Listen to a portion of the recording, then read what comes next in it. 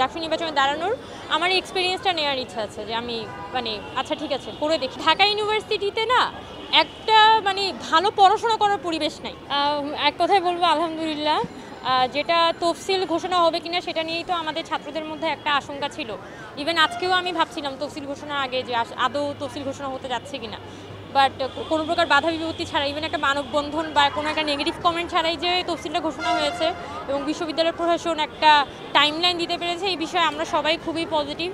এবং আমি মনে করি যে এই পরিস্থিতি চলতে থাকলে একটা ভালো এবং ইনক্লুসিভ ডাকসু নির্বাচন আমরা দেখতে পারবো খুব শীঘ্রই। তুলনামূলক অনেক কম, কারণ আগের প্রতিবারই যেটা হয়েছে যে প্রচণ্ড রকমের একটা পাওয়ার ইমব্যালেন্স থাকতো এবং যারা পাওয়ার পার্টি তারা দেখা যেত অপোজিশনদের উপর হামলা করা এবং হলগুলোর মধ্যে মারামারি হওয়া, এগুলো খুবই কমন ব্যাপার হয়ে দাঁড়িয়েছিল।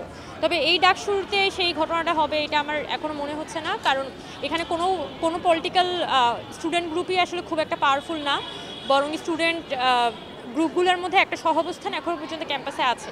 তো আমি যেটা প্রত্যাশা করি যে হয়তো কিছু বিচ্ছিন্ন ঘটনা বাদ দিলে ক্যাম্পাসে বড় ধরনের সহিংসতা হওয়ার সম্ভাবনা নেই এবং প্রশাসন যদি এখানে স্ট্রিক্ট থাকে তাহলে একটা স্মুথ ডাকসু নির্বাচনী তারা আয়োজন করতে পারবে। সবথেকে বাধা অবশ্যই এখানে নির্বাচনে কারচুপির একটা সুযোগ বা নানান ধরনের অপশন কিন্তু যে কোনো নির্বাচনের ক্ষেত্রেই খোলা থাকে। বিশ্ববিদ্যালয় প্রশাসনের জন্য সবথেকে বড় চ্যালেঞ্জ হচ্ছে একটা সুষ্ঠু ডাকসু নির্বাচন অ্যারেঞ্জ করা, যেখানে স্টুডেন্টরা নিরপেক্ষভাবে অবাধভাবে তারা ভোটটা দিতে পারবে, কোনো প্রকার লাইন জ্যামিং ছাড়া এবং কোনো প্রকার হুমকি ধামকি ছাড়া। আমরা এই ধরনের একটা ডাকসু নির্বাচনই দেখতে চাই, যেখানে স্টুডেন্টরা যে ভোট দিবে সেটাই কাউন্টেড হবে। পাল্টা কোনো ব্যালট বাক্স প্রভোস্টের রুমে বা একাডেমিক ভবনে হুট করে পাওয়া যাবে না, বা সিলমেরা ব্যালট বাক্স পাওয়া যাবে না, বা এরকম লাইন জ্যামিং করে লুডো খেলা হবে না। এই ধরনের এই যে নিয়ম শৃঙ্খলাগুলো সেটা বিশ্ববিদ্যালয় প্রশাসনের পক্ষ থেকে সর্বত্র দেখা যাবে, সেটা আমরা এক্সপেক্ট করবো আর কি। আমার তো বৈষম্যবিরোধী ছাত্র আন্দোলনের সাথে আমার যে জার্নি গত মার্চ এপ্রিল পর্যন্ত, পরবর্তীতে আমি আমার ক্যাম্পাসেই ফেরত চলে এসেছি।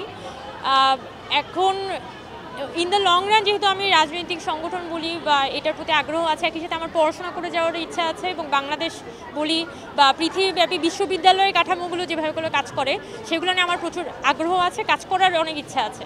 তো সেই জায়গায় আমি যদি সুযোগটা পাই যে ডাকসু নির্বাচনে দাঁড়ানোর, আমার এক্সপিরিয়েন্সটা নেওয়ার ইচ্ছা আছে যে আমি আচ্ছা ঠিক আছে করে দেখি কেমন হয় এক্সপিরিয়েন্সটা। আমাকে যদি জিজ্ঞেস করেন, আমি একটা একাডেমিক ক্যাম্পাস গড়ে তোলার ব্যাপারে অনেক বেশি আগ্রহী।